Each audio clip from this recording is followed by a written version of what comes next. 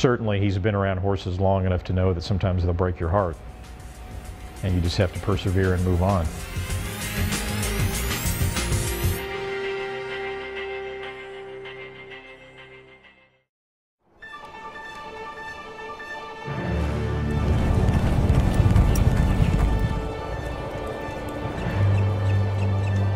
It feels great to be back with a horse that has a chance to win the Kentucky Derby. I mean, trainers dream of this all the time.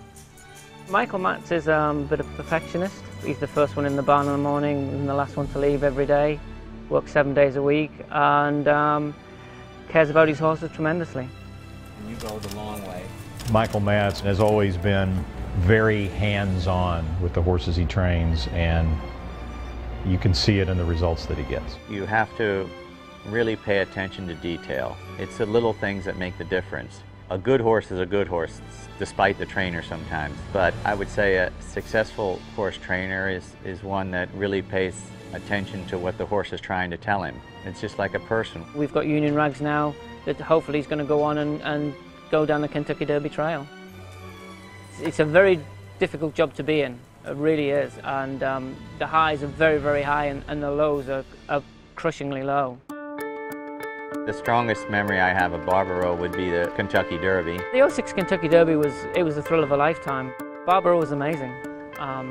Everything about him was amazing. He had a following because he was undefeated. Very athletic, and he just loved to do what he does. You know, he loved to run. The way he ran that race, it was really, really gratifying that you got it right. And the way he finished and galloped out, and I just thought at that point that we could possibly have a Triple Crown winner. He not only won the Derby, he won it very impressively, and it made for quite a spectacle going into the Preakness.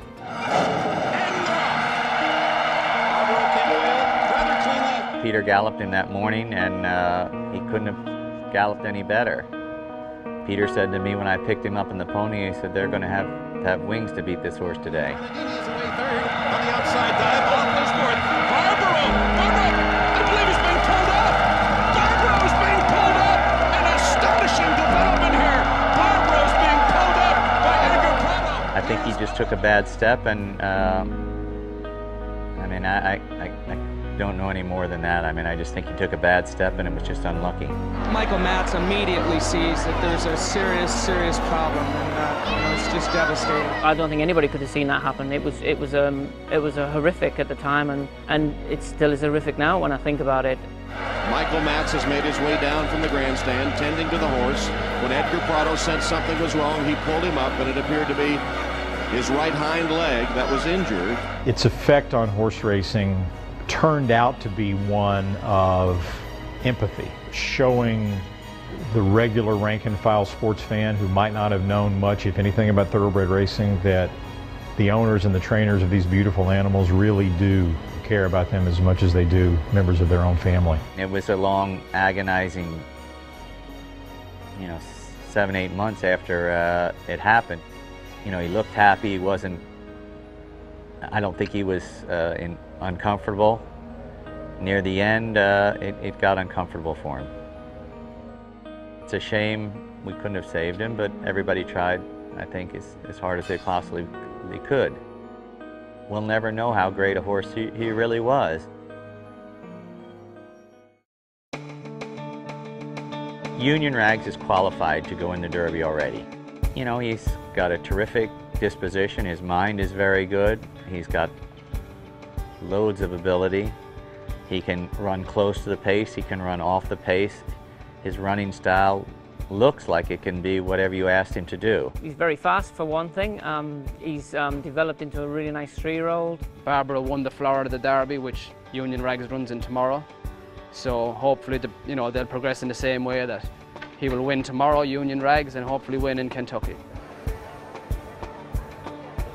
I'm sure Michael probably has had to deal with those demons in the back of his mind. Do you want to get that close to another horse? Do you want to really invest yourself that much emotionally again after what happened last time? Joe, how are you, Joe? Good to see you, man. Certainly he's been around horses long enough to know that sometimes they'll break your heart. And Union Rags is down on the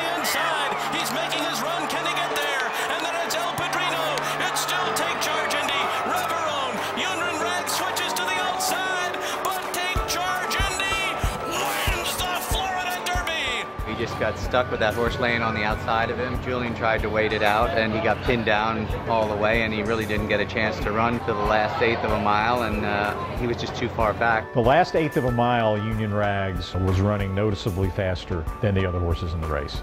There is potential there with a clear trip for Union Rags to deliver that kind of knockout performance that he seems capable of.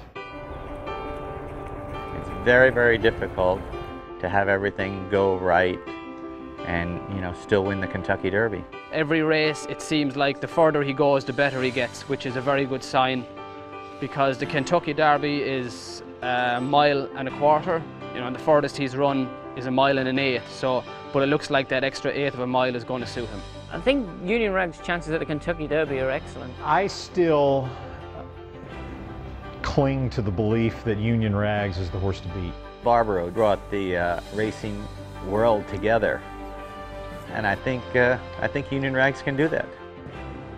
But Union Rags has to still do what Barbaro has done, so there's still some things that need to be done.